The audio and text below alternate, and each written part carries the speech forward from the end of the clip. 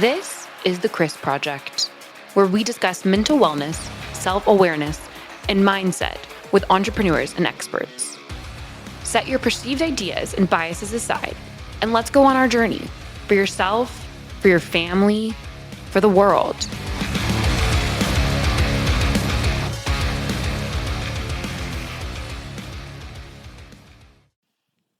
Welcome to another episode of The Chris Project. I am your host, Christian Brim. Joining me today, Keren Gonen of Real Estate Executives. Keren, welcome to the show. Thank you so much for having me. I appreciate it, Christian. Absolutely. I'm excited to hear your experience and your angle on this. So let's start with the CV. Who's Keren? What does Keren do? So I am a real estate broker with Realty Executives in Vernon, New Jersey, which is Sussex County. So we are in the northwest corner of the state. We butt with Pennsylvania, and on the other side we have Warwick, New York. I'm originally from Israel. I came to the U.S. when I was 13 years old and moved to Connecticut, lived there for 3 years, moved to Jersey. I would like to disclose I've moved 29 times in my life. So real estate's a good profession for you. It really is. But you'd be surprised, Christian, to learn that I've never thought of real estate before, ever, in my entire life. It was never something that I wanted to do.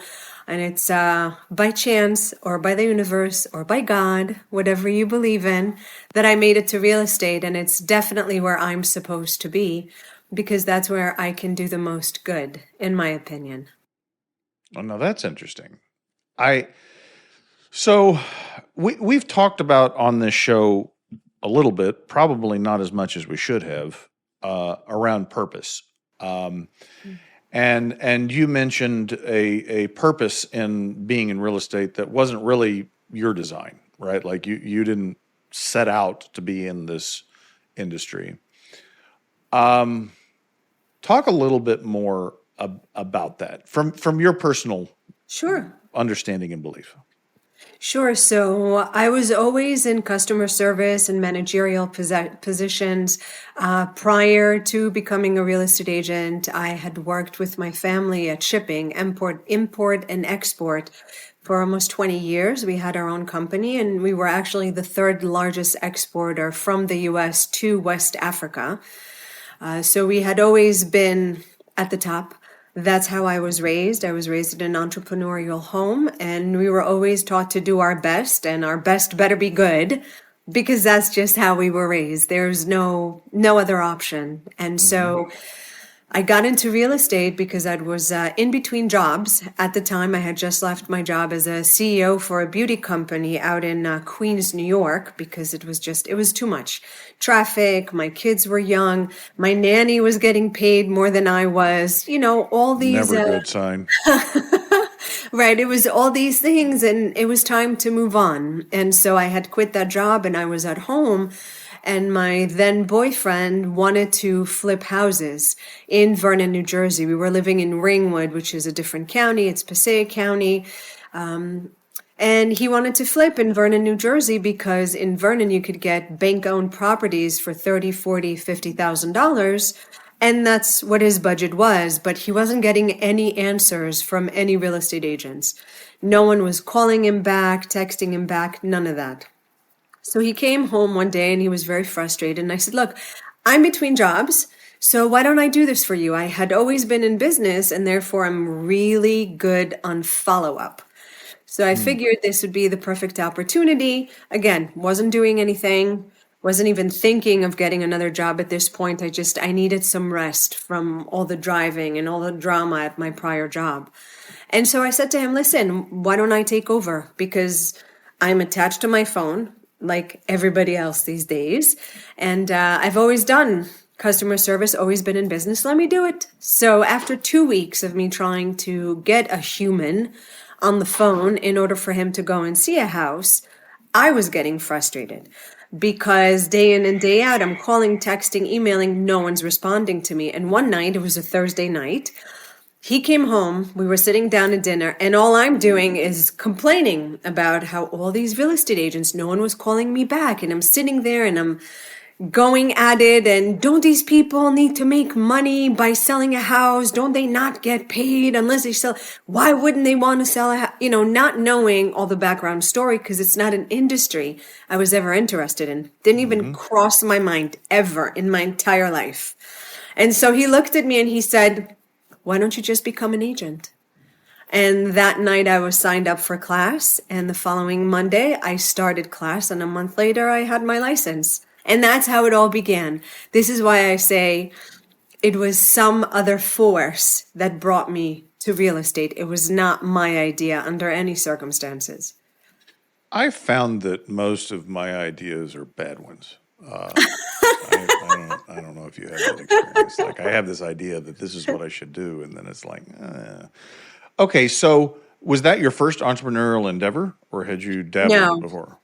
no. So, like I said, my family owned a company for shipping. My dad and I had actually started it years prior, where, again, I was in between jobs. Okay, so you weren't just an employee there; No. you were a partner with your dad. I was the operations manager of the company. Okay, And just to give you a little bit of background, Christian, I knew nothing about shipping. My dad came to me and said, hey, listen, I want to start a new shipping company. How about you come and work with me? And I said, Abba, I'm going to kill you. We're very similar. And so being very similar is not a good thing. okay, I am my father just in female form. And so I said, I'll kill you within a week. And he said, let's just try for a week. If it doesn't work, you go your way, I'll go mine. Everything will be fine. And so he took me to his prior office and had one of the ladies there train me. And then he took my mother on a 2-week vacation to Florida and left me in the office. perfect. Yeah. Okay, that And I sounds like called him up. a brilliant indoctrination. Yeah, exactly. And I called him up and I said, Abba, how could you have left me? I barely know anything about shipping. Do you know what his response was, Christian? You'll figure it out. Sink or swim, baby. Yeah, same And thing. that's just the type of mentality that was in my family. There was no other option. You had to succeed, and nobody was going to hold your hand, and nobody was going to tell you exactly what to do. You were going to figure it out on your own. And that's exactly what happened. Yeah, I find that most new entrepreneurs are shocked. Some people come to entrepreneurship reluctantly or situationally, as opposed to like those of us that it's really kind of innate in who we are, and approach it more boldly, maybe. But this idea that everything's your responsibility is one that's really hard for a lot of people to get over, and it's kind of like, well, what about this and what about that? And I didn't know about that, and it's like, it doesn't matter. It's on your plate now, so figure it out. And then you do, You because you don't do, have any or other you option. don't. I mean, there's a lot of entrepreneurs that don't make the cut. I mean, they think they want to be entrepreneurs until they have to do entrepreneur shit, and then it's like, I can't do Right. this. And it's funny because I have a networking group, a few of them actually, but the specific one, we have a lot of younger entrepreneurs that come into the group and they have no clue what they're doing, but we're happy to help. And so I had what we call a sit down with this member, and she said, "What? I don't know how to do this and I don't know how to do that." And I said, "It's okay. We're here. We are going to help you." There was another young lady with me. She does financial advising, but she's also very spiritual. And this young entrepreneur needed help in many different levels of her life. And so by the time we left, she had a new set of habits, got rid of her old habits. Hopefully she will stick to that. But that's one of the things that I think entrepreneurs always need. Someone else who's been there, done that, and can help you, maybe not in your business specifically, but can help you with the good habits that you need to have as an entrepreneur so that you don't crash and burn. Yeah, I think that's. I mean, I think entrepreneurs in general need support. Like, they don't know how much support they need. I I don't even know whether I would call it prescience, or maybe it was God's provision, but I bought a franchise out of the gate, and so like I had that support. Of course, I was paying for it, but I had a support network built in that absolutely allowed me to accelerate my entrepreneurial journey. Like had I had to learn all those things myself that the franchisor had already figured out and put into a process and a system, I probably wouldn't have succeeded. I probably would have, but it would have been a lot uglier. But you would have gotten it done, right? Yes, and that's interesting you say that, because that is the one of the most fascinating things I've learned over the last 3 years is this idea. I call it perseverance. My wife calls it stubbornness. I think they're two sides of the same Exactly coin, the same. right? Yep. It's just who you are as an entrepreneur. Is you're very persistent, Right. but it can in situations show up negatively, right? And it's like there was a speaker, and I cannot remember his name. I know he wears all pink, and I went to an EO event, Entrepreneurs Organization event, and he talked about personality traits. And it was a family event, so he was speaking to kids as well. And he was talking about how, the things that we label characteristics certain ways. Like I said, you can call it persistence or perseverance, and you can also call it stubbornness. But he challenged us to think about those things not in terms of labels, but just as who you are, right? And not trying to fix it, but just have an understanding of, this is who you are. Because in labeling it, we can amplify certain characteristics of it. Like, so if someone calls you stubborn, as a stubborn person, you're like, well, I'm not stubborn. I'm going to show you stubborn, right? Like, right? Right. So anyway, what I've come to find is that characteristic that defined me for a lot of my entrepreneurial journey actually became more of a liability. Not that I still didn't need it. I did, but it kept me from letting go of the wheel to allow others to do their job. And so specifically in developing leadership for my company, I had to get over this belief that if something was going to happen, it had to have me as a driving force behind it. And that regardless of whether I knew what I was doing, I had to hang on and figure it out. And that We was a call that real. being a control freak. And I am a control freak. I don't say it in malice. Yeah, I don't. Maybe I was. Maybe other people called me that behind my back. I didn't really feel that way, but to me, it was like I couldn't quit. Like that was something that was deeply ingrained in me, and I don't think it was my parents. I just think that's who I was. Like you can't quit. I remember distinctly a coach in high school making the statement, quitting is a habit, right? Like, so if you quit once, it's easier to quit the second time, right? And so Right. that was my attitude. But the reality in my business was that I needed to quit what I was doing. And it was, I said I had held on to that rope until I'd burned my hand down to the bone. I mean, it wasn't just flesh that had fled. It was down to the bone because I was hanging on, but it Yeah. wasn't working, right? And that characteristic that had made me successful, that I had relied on, actually was an impediment for me to move forward. Have you Yeah. had a similar experience? I have. So, like I said, I am a control freak, but the funny thing is, my now husband says to me all the time, because I love to help people all the time. Doesn't matter what you need, I'm happy to help. I'm always here. And I needed help in my business.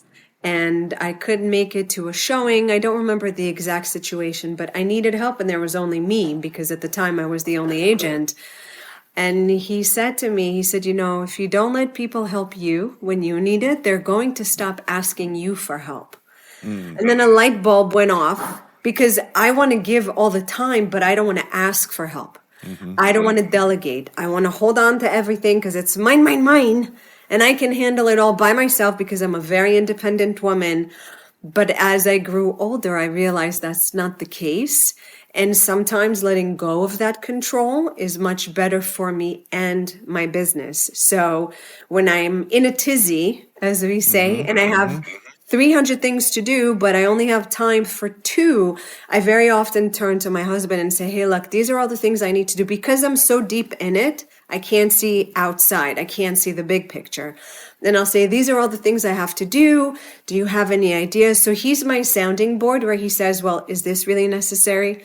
Do you absolutely have to do this yourself or can you delegate it to someone else? And sometimes that's what I need because in my head, I can do everything at the same time and everything will be fine. But it won't be because I'll stretch myself too thin.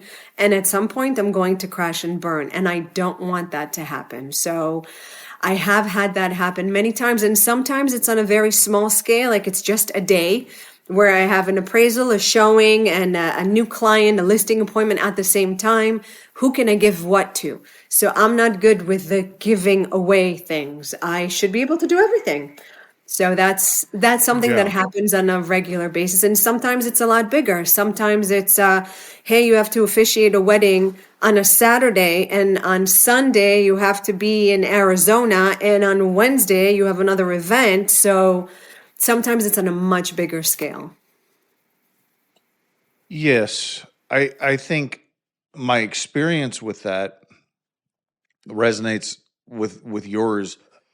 When you said, I can do it all, I had the hubris to say I can do it all better than anybody else. And I actually said those words. Wow. I can't believe that I said it, but I said to somebody in my organization, it wasn't even like I said it to myself. It was an actual outside voice to someone in my organization that I can do any job in this company better than anybody else here. Okay, maybe. I don't even at this point stipulate that that's true, but even if it is true, even if you're the most brilliant genius and a polymath and you can do all kinds of things, you still have the limitation of time. You still have the limitation of yourself. And it's the getting over yourself part that's I think a stumbling block for a lot of entrepreneurs. I agree. I think it's the idea of us not needing anyone else. And I think that's especially for someone who's very independent. I'm a Leo. So, I want to do everything by myself and I can do everything. But I think it comes with years and practice and wisdom that you get as a result of your life experiences that makes you realize that it's okay to let someone else do it. I'm not a micromanager. So if I have to tell you what to do step by step, we're not going to be working together. I'm the type of person that says, look, this is what needs to get done. If you need my help, let me know, but you do it. I'm not going to double check on you. I'm not going to check in with you. In fact, when I worked with my family, my sister used to try and micromanage me, and that would make me flip out on a regular basis because who are you to micromanage me? I know what I'm doing. I don't need anybody to micromanage me. And I'm the older sister. So there. Yeah, I was at another EO event and there were about 100 entrepreneurs in this room. And right before the speakers started to talk, it was Jeff Smart.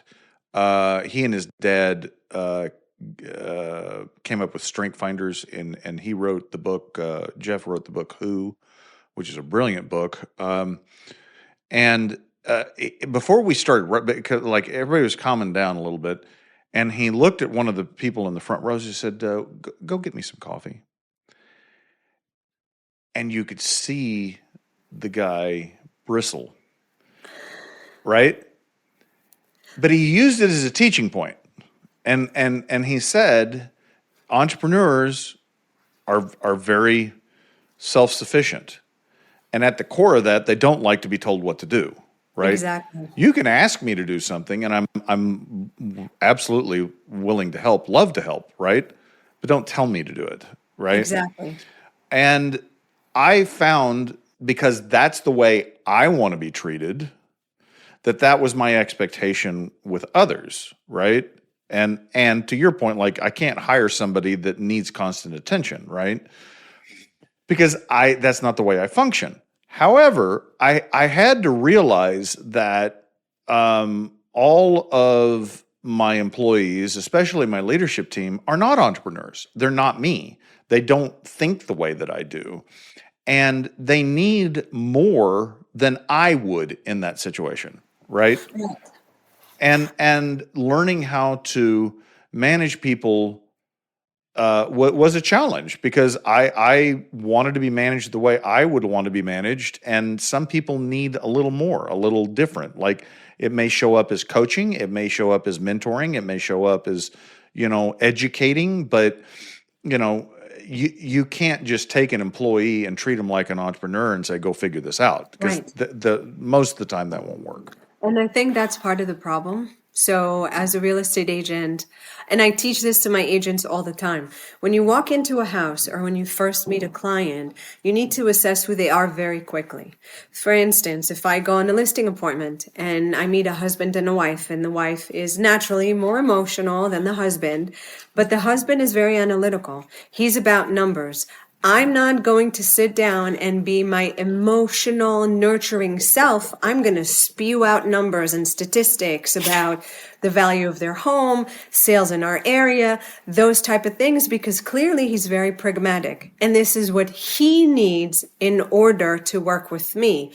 Whereas if it's someone who's more emotional, then we take a totally different route. And that's something that also comes with time. So I think the same is true for employees, where if someone is more independent and they prefer to work on their own, and they prefer for you to see the finished product, if you want the best production out of them, you need to meet them where they are. You need to treat them in the way that they can produce to the best of their ability. Otherwise, if you treat them in a different way, they're not going to produce, you're going to be miserable, and so are they. So it's bad on both ends. And I think that just comes with experience and life wisdom. Yeah, it's definitely a skill that most entrepreneurs don't have. They don't bring to the table. Right. But to your point, it can be learned. And we adopted pre-COVID, so 8 or 9 years ago, this model called ROWE, Results Only Work Environment. And I can't remember the author's name, but the author of the book it's two women. It's called Work Sucks and How to Change It. That was the subtitle. But they were speaking to more managers rather than entrepreneurs. But I think it really encapsulates the I think the best way for an entrepreneur to adapt to management, because it's really not, I don't really care how you do things. I have certain expectations, outcomes that have to happen within a certain time frame with a certain quality standard, for instance. But how and when and where you do that, I don't care. And that really resonates with entrepreneurs, right? Like, so that's the way I'd like to be managed.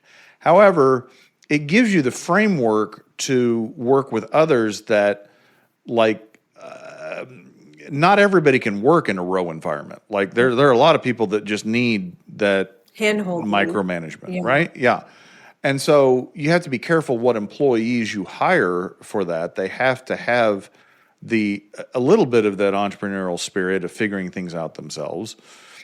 But it to me, it marries the entrepreneurial mindset with management quite lovely. Right. And I think that's the strength of a manager. And that's a strength of an entrepreneur. For instance, if someone says to me, well, you can't do that, that just lights a fire. And then not only will I show you that I can do it, I'll do it better than anybody else. And I'll do it twice, run around you in circles to show you that I can. So that's, and again, I'm going to bring up my husband because obviously that's the most experience. We've been together for a very long time. But when we first started dating, he would say stuff like, well, you can't do that. And then I would look at him and I would say, are you challenging me? And he would say, yeah, in the beginning, before he knew who he was dealing with, he would say, yeah, that's a challenge. I'm challenging you. Well, years later, he learned that when I say, are you challenging me? The response is absolutely not. I'm just suggesting what you should or shouldn't do. Decision is totally yours. And the difference in the words is what's going to make the difference in my reaction. Because maybe it's a bad idea, but if you tell me I can't do that, watch me do it. Obstinate defiance. Yes. That's what my daughter calls it. Yeah. And it's funny she was using that term with me. Oh, no. But like you and your dad, she's just like me in a lot of ways. my. And I'm like, yeah, pot, kettle, whatever. But no, it is something that you have to be careful of as an entrepreneur, of not being reactive. Right. Like if someone tells you to do something, you're going to bristle. But that doesn't mean it has to proceed to that. Like that guy that he asked for coffee, he didn't tell him to go fuck himself. I mean, that would be the inappropriate response, right? And clearly, if it's almost like a child, like that reverse psychology. If I really want the one thing, I ask for the opposite. And we as entrepreneurs can be easily manipulated. Like someone tells you to do something or not do something, your reaction is visceral. It's like, well, no, I can do that. Right. And you can be manipulated by your feelings if you're not careful. Like you don't want to be reactionary. And I think that's part of the problem. And again, it's also part of age, because as we age, we have different life experiences and we learn what to do and what not to do. But when we're young and we're petulant and we're just going to react automatically, whereas when you're older, you understand you need to take a step back, take a breath, look at the whole picture, and then make a decision, not just shoot from the hip because you can and because you're smart and because fast, that's the way to go, because it's really not at all. Right. Yeah, not at all. So tell me a little bit more about your networking groups. Is that a business model or is that just something you participate in, volunteer in? So that's a funny story. When I first came into real estate, we had moved to Vernon. We did find a house to rent that we actually ended up buying later on. But I didn't know anyone. I knew, I don't know, my landlady and somebody else in town that I had known from before, and that's it. And so I was a brand new real estate agent. I had no network. I had no sphere. So I wasn't like every other agent that says, oh, I know tons of people. I'm going to reach out to all my sphere, let them know I'm an agent, get the business. I didn't have anyone. And so I had gone to a BNI meeting, Business Network International meeting in a town over, which was Sparta. And I just fell in love with the idea. And I said, oh my God, I have to make this happen in Vernon because, that meeting already had a real estate agent. So I couldn't join it, but I could start a new chapter. And so I had reached out to BNI and I said, I'd like to start a chapter. And they said, well, you need 13 people. I didn't even know more than 3. But I tried. So I got the electrician and the plumber and the attorney, and that was it. 3 people. That's all I had. And there was me, so we were 4. And BNI said, we're really sorry. We don't start chapters with less than 13 people or 17. I don't even remember. And I said, okay, then I'll just wait because I believe things happen for a reason. And when it's the right time, it's going to happen. I'm not going to kill myself trying to find people that'll make no commitment to me because they don't know me and they don't see the value in what I bring to the table. I had no delusions of what my abilities are, but I also didn't have any delusions about who I know and who I don't know. And so I put that on the back burner. And a year later, a gentleman called me and said, hi, I got your number from BNI. They said you wanted to start a chapter in Vernon. I'm in Vernon. Let's meet up and talk. And we had chatted, and he had been in Vernon for decades. So we decided to start a Vernon BNI chapter. We met in my office. We had enough people. And so we met a couple of times. Then finally we were ready. So I reached out to BNI and I said, we would like to have our meetings on Thursday mornings because since I was divorced with children, that was the only day that I could do a 7 a.m. meeting, a Thursday, because my kids were with their dad. And so they told me at BNI, they said, you can't do Thursday because the group in Sparta meets on Thursday. And on the off chance that one of the higher ups will have to stop by yours and Sparta needs us too, you can't have it on the same day. So I went back to the group and I said, listen, guys, I'm really sorry. The only day I am physically able and available to have a meeting is Thursday. BNI says we can't do it. I'm happy to find you another real estate agent that could do it.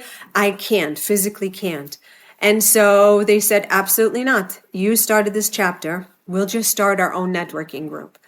And I was hesitant because BNI already had a structure. They already had everything figured out. And yes, they were very expensive, but I don't want to reinvent the wheel if I don't have to. And so they said, no, we're not doing it. We'll just start our own. And there were people that were older than me with much more experience in being entrepreneurs. And they said, we can all figure it out. Don't even worry about it. We started the group. 6 years later, we have over 40 members. Last year, we did $1.2 million in business. And in Sussex County, where everything is a lot cheaper, $1.2 million is a lot of money in business. A ton. Nice. Yeah, and that's just one of my networking groups. I'm very big on networking, very, very big advocate for specifically women, but obviously men also. So I also have BW Nice. I'm the president of their Sussex chapter. And that's a women's only networking group that supports DAISY, which is a charity. It stands for Domestic Abuse and Sexual Intervention. So they have the shelters. They also accept men and women, but the group itself that fundraises specifically for DAISY, that's women's only group. And I took over that chapter a year ago. We had 5 people, and now we have 21. So we're doing better. Very nice. So then you do coaching or mentoring of real estate agents? What do you do there? I do. So I'm the broker of my office, and when new agents, I actually prefer new agents because they come as a plain canvas. They don't have any bad habits. They don't have anything that I have to fix. And I just teach them the right way. I give them all the tools, but I do what is called bringing the horse to the water. I don't take you by the hand and tell you, today you're doing this, tomorrow you're doing this. I tell you what you have to get done. I give you all the tools, and then I throw you in the water and tell you to sink or swim, baby. And if you have questions, I'm always here. I was with an agent doing a contract at 11 o'clock last night. So I'm always available to my agents, but I don't handhold. Right. Yeah, no, and that sounds, that model, real estate brokerage, sounds ideal for a row environment, a results only work environment. I was just reminded my daughter got to go to a dinner of the one of the founders of Keller Williams recently. She's here in Oklahoma, and she's like in her 90s. Wow. Yeah, but it was a fascinating. What little bit she told me was fascinating. It was a women's group that was doing this interview. I guess whatever it was, but. She was a fascinating woman. She was a fascinating woman of faith too, in that she's Christian, but I kind of I want to circle back to this purpose, and I think that for me, you reach a certain level of success and a certain age, and you start to look around, and I've seen this with a lot of entrepreneurs, that get into their 40s and start looking around, and they're like, "Is this it?" Like, wait a second. Yeah. And I think that um, there is this realization that there's a deeper purpose in what you do than just making money and providing for your family. I agree. So what you've touched on it a little bit about it, but like what does that look like in your life? Oh, I already know. My ultimate goal in, like, let's say 10 years, when I don't love selling and buying houses as much as I do now, my purpose is to create a business center in town that will allow entrepreneurs to meet with people such as an attorney, a bookkeeper, marketing, all of those different facets of being an entrepreneur that nobody teaches you. So I was very fortunate because I grew up in an entrepreneurial home, but most people are not. And so to open such a center obviously would be a charity. I would have to get different people involved, but I already have those people and they already know I'm going to call on them in 10 years when I'm ready. And that's really a deeper calling for me because I always want to help. I'm always happy to help. I was just at the municipal building this morning because the mayor asked me to come to the 9/11 ceremony. Last night I was planting at the municipal building because it didn't look good. And so I had my Rotary Club sponsor purchasing plants at the local nursery. And then last night it was me and two other ladies, and all we were doing is planting. So help has always been part of my character. But now it's on a much deeper level because of my age, because of my experience, because I want to teach my kids the same. My kids will tell you they've spent Saturdays picking up trash and planting on the side of the road and doing all these different things because that's the legacy I leave behind my children. And so it's important for me that they learn that doing charity and being kind is just part of our life. It's not something we do later on. Yeah, I think what that speaks to me or sounds like is the love your neighbor as yourself, and that is one of the overarching laws of Judeo-Christian Exactly. belief. Right.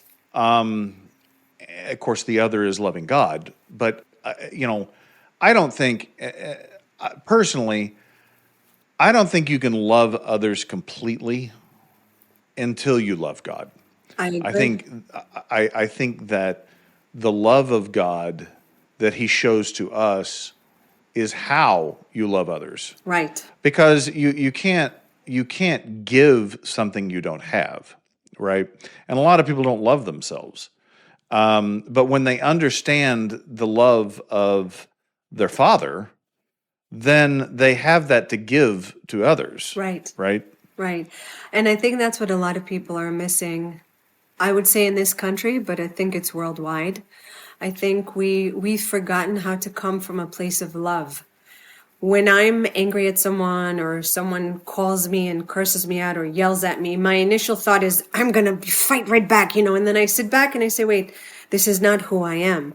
I come from a place of love, a place of godly love. What would He do in this case? And that's funny thing. I teach my agents the same. I tell them if you're dealing with a really mean listing agent or a mean buyer's agent or someone is pissing you off, like they're not being appropriate, they're not doing their job because there are two sides to every transaction, buyer and seller. They're not doing what they're doing. I said, pity them. Understand that they come from a bad place. Maybe their cat died. Maybe, God forbid, they had an argument with a loved one. Maybe someone in their family passed away. Maybe someone's sick.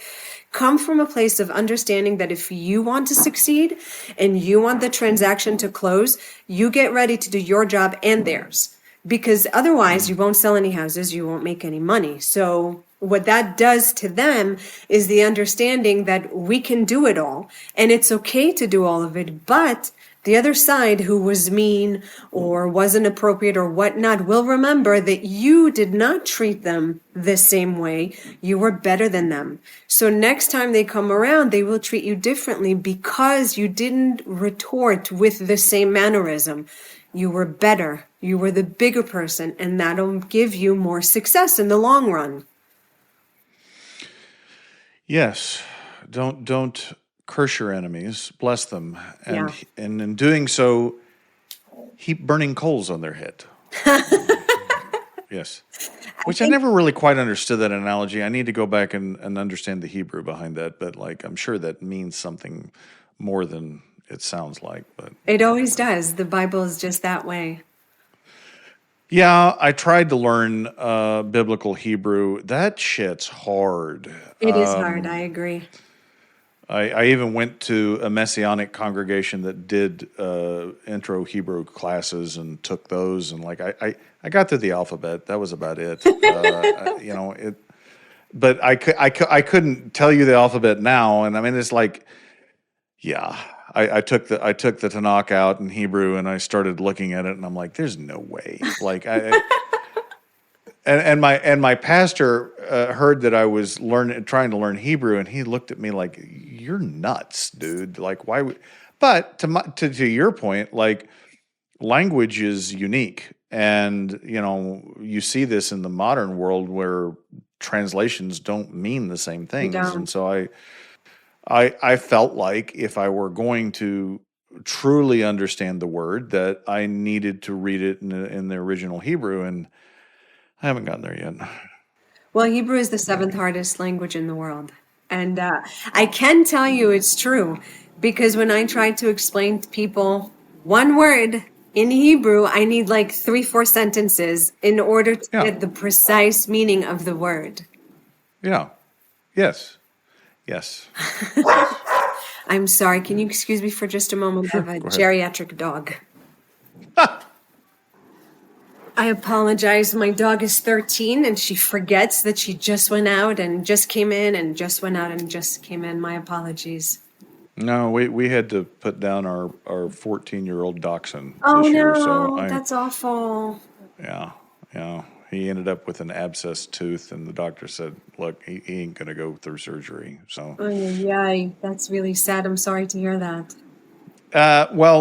strangely, when I was a child, I had a dog that a German Shepherd, and I was in second grade, first grade, and I came home, and my parents had taken the dog to the vet and put her down, and I'm like, why? Well, I guess she had a brain tumor, but I had no idea about this. Like all this was going on without my knowledge. I just came home one day and my dog was gone, Yeah. and I've never had an emotional attachment to a dog since. That's your defense mechanism. It is like I'm not going to love that damn dog. I'm not going to. See, that's me in cars. When I got separated, I had to give up my Honda Pilot. And Yes. I loved that car. That car I got when my kids were just born. So I attached all the memories to the car. Yes, And when that happened, yes. I said, that's it. Not loving any more cars ever again. I'm all done. And it's funny now that I think of it, it happened to me with my chickens. I had chickens that I had gotten from a friend, and there were 11 of them. And I gave them all names, and I was so excited because I love animals. And I had one that I called, So these were laying hens. These were Correct. not yeah. frying chickens. No, Okay, no, right, got I it. don't eat meat, and I would never raise any animal that I'd have to kill and eat. I can't even fathom the thought. So one of the chickens was called Qua, because anytime we would walk by, she would go Qua. So we named her Qua. And then one day I was going to a showing. I came by to pick up my husband for the showing. He had the chickens out. We were rushing to get to the appointment on time. He left the chickens out. And when we came back, 7 of them were gone. And that was it. No more naming of any chickens. No more. We're all done. I can't do it anymore. So Do you still have chickens? I do. I have 16. But they're just like chicken 1, 2, and 3. They're not. They're not just named. the brown one, the gray one, the Fair enough. bully. They have those Yes. type of nicknames, but there are no names anymore. I couldn't tell you. It's a defense mechanism. I was so hurt. I was torn. And I know they're just chickens. I get it. But I loved them. So it was a problem. My wife helped out on her family, her uncle's farm when she was growing up, and she tried to name a cow And they're like, no, you can't name that cow because we're going to eat that cow. Ay, So, ay, ay. like, you attach a name to it, and it gets personal. Keren, how do people find out more about what you do and more about you? They can always call me on my cell phone. That number is 551-262-4062. They can also find me on Facebook and Instagram under Keren Gonen Real Estate Broker, or they can just look up my hashtag, which is Keren Cares. I love it. Listeners will have those links in the show notes. If you like what you've heard, please rate the podcast, share the podcast, subscribe to the podcast. Until next time, remember, you are not alone.